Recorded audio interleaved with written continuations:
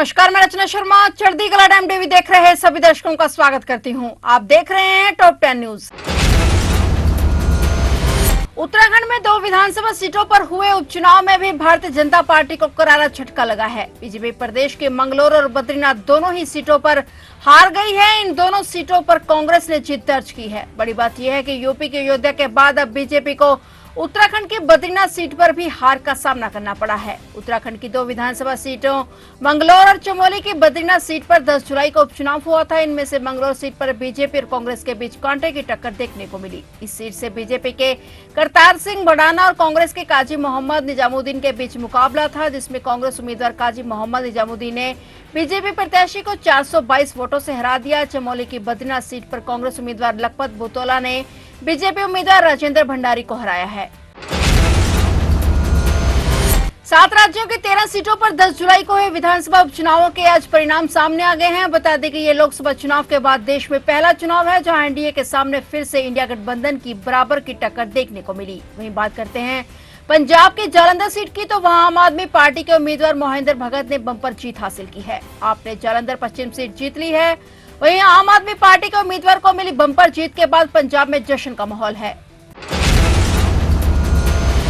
केंद्र सरकार ने जम्मू कश्मीर को भी दिल्ली जैसे संवैधानिक अधिकार देने की तैयारी कर ली है। जम्मू कश्मीर के एलजी को अब दिल्ली के एलजी की तरह ही प्रशासनिक शक्तियां दी जाएंगी। यहां भी सरकार बिना एलजी की अनुमति के ट्रांसफर पोस्टिंग नहीं कर सकेगी। गृह मंत्रालय ने जम्मू कश्मीर पुनर्गठन अधिनियम 2019 की धारा 55 के तहत संशोधित नियमों को अधिसूचित किया है। इसमें एलजी को अधिक शक्ति देने वाली कई धाराएं शामिल की गई हैं। हालांकि जब से जम्मू कश्मीर का पुनर्गठन किया गया है तब से वहां चुनाव नहीं हुए हैं, लेकिन जब भी चुनाव होंगे और सरकार का गठन होगा तो चुनी हुई सरकार से ज्यादा शक्तियां उपराज्यपाल के पास रहेंगी। ये शक्तियां ठीक वैसी हैं जैसे दिल्ली के एलजी के पास हैं। प्रवर्तन निदेशालय ने कर्नाटक महर्षि वाल्मीकि अनुसूचित जनजाति विकास निगम लिमिटेड में कथित अनियमितताओं से जुड़े धन शोधन मामले की जांच के सिलसिले में राज्य के पूर्व मंत्री और कांग्रेस नेता बी नागेंद्र को गिरफ्तार कर लिया। सूत्रों ने बताया कि विधायक को रात करीब 10:30 बजे एजेंसी के दफ्तर में हिरासत में लिया गया। उनसे 13 घंटे से अधिक समय तक पूछताछ की गई। उन्हें सुबह उनके आवास से ईडी कार्यालय ले जाया गया था। एजेंसी ने इस मामले में कर्नाटक समेत 4 राज्यों में छापेमारी की थी और अब तक कुल 50 लाख रुपए नगद और दस्तावेज जब्त किए गए हैं। घोटाले के सिलसिले में अपने खिलाफ लगे आरोपों के बाद अनुसूचित जनजाति कल्याण मंत्री नागेंद्र ने 6 जून को इस्तीफा दे दिया था। ईडी ने पिछले 2 दिनों में कर्नाटक के पूर्व मंत्री नागेंद्र और सत्तारूढ़ कांग्रेस के विधायक बसन गौड़ा ददल के परिसरों सहित कई स्थानों पर तलाशी ली है।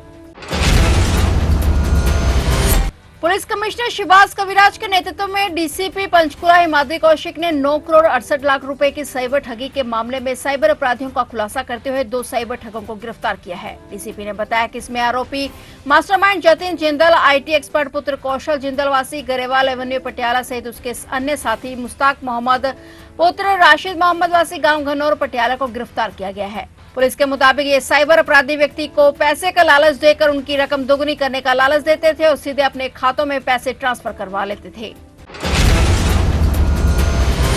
अमेरिका के राष्ट्रपति जो बाइडेन ने तिब्बत के लिए अमेरिकी समर्थन बढ़ाने और इस हिमालय क्षेत्र के दर्जे और शासन से संबंधित विवाद के शांतिपूर्ण समाधान के लिए चीन और दलाई लामा के बीच संवाद को बढ़ावा देने संबंधी एक विधेयक पर हस्ताक्षर किए हैं, जिसके बाद यह कानून बन गया है। चीन ने रिजॉल्व तिब्बत एक्ट का विरोध करते हुए इसे अस्थिरता पैदा करने वाला कानून बताया था। पिछले साल फरवरी में प्रतिनिधि सभा ने जबकि मई में सीनेट ने एक विधेयक को मंजूरी दी थी। बाइडेन ने कहा कि मेरा प्रशासन पीपल्स रिपब्लिक ऑफ चाइना से दलाई लामा या उनके प्रतिनिधियों के साथ बिना किसी पूर्व शर्त से सीधी बातचीत फिर से शुरू करने का आह्वान करता रहेगा, ताकि मतभेदों को दूर किया जा सके और तिब्बत पर बातचीत के जरिए समझौता किया जा सके।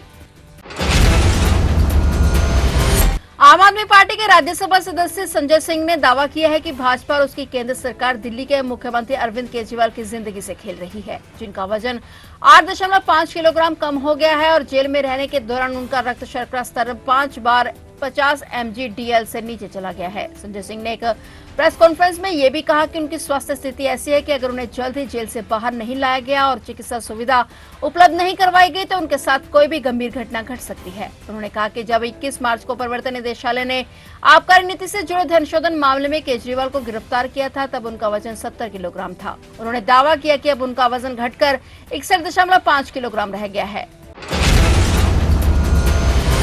आकाश आनंद को महज 2 महीने के भीतर वापस बीएसपी के नेशनल कोऑर्डिनेटर पद पर आखिर क्यों द्वारा दे दिया गया? मायावती की वो कौन सी मजबूरियां या यूं कहें कि जरूरतें रही होंगी कि जिसकी पहली चुनाव स्पीच ने विवाद खड़ा कर दिया, उसे एक बार फिर से प्रतिष्ठित करना पड़ा। जबकि एक बात भी गौर करने लायक ये है कि लोकसभा चुनाव प्रचार में जिस नगीना सीट से आकाश ने अपना पहला सर्वाधिक आक्रामक भाषण दिया था, वहां से बीएसपी अपनी पुरानी सीट तक खो बैठी है। न सिर्फ नवोदित चंद्रशेखर ने वहां से धुआंधार जीत हासिल की, बल्कि बीएसपी कैंडिडेट सुरेंद्र पाल की जमानत तक रद्द हो गई। चंद्रशेखर ने 1,52,000 वोटों से जीत हासिल कर करीब 5.25 लाख वोटर हासिल किए थे, जबकि बसपा को सिर्फ 13,212 वोट मिले थे।